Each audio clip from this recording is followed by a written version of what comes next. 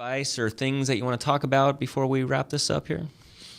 No, I would just reiterate your thought on, if there's any kids listening who are not book smart, and I it's not even so much book smart. It's I don't learn that way. Right. I learn by experiential. Right. And so, and I know there's a lot of kids out there who are the same way. And you'll get to college and you'll spin your wheels and you'll hate every minute of it and wonder why. Waste money. Exactly. Yeah.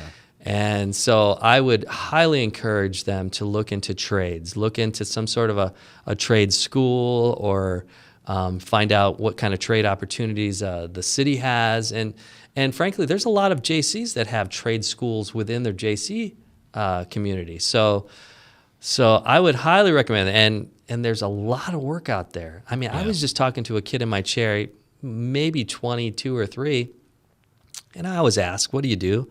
He says, "I'm a welder." And I thought, okay, cool.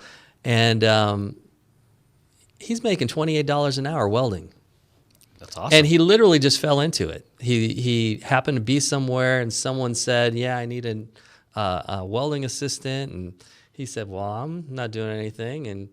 And he got trained as a welding assistant, and now he's making, $28 an hour, a year or so later. So there's ways to make decent money.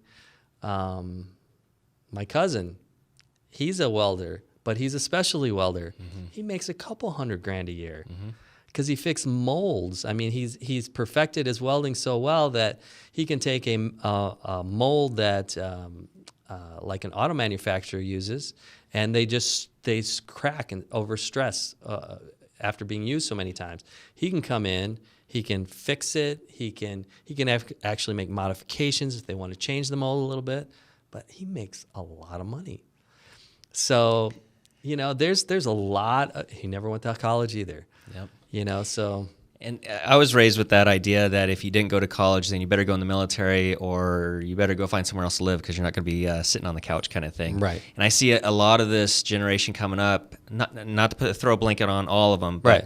There's a lot like, well, if I can't get $100,000 right out of college, then I'm not going to do anything. It's like, well, sometimes you got to start at the bottom. You got to push the broom. You got to scrub the toilets. And then, you're in the right place at the right time with the right people, and all of a sudden doors open. Yep. And that was kind of my story of how I got into real estate in a sense. And, I was the servant boy, you know what I mean? I was the gopher and did all that kind of stuff. And then now I do very well, you know? And so start small, but start with something. Right. Don't just sit there. Exactly. That's my message to the generation. Those damn kids. Yeah. I'm 36. I could say when I was your age. Right. I'm an old man now. That's funny. Well, Stu, thank you so much. It truly was an honor and a privilege to have you in here. Sure. I hope you'll come back as things develop with Temecula. I'd love to talk about those kind of things in the future. And that's it. John Butler, ball guy in the red tie, with Mr. Stu from Stu's Barbershop and the city councilman, saying we'll see you next time, Red Tie community. Bye-bye.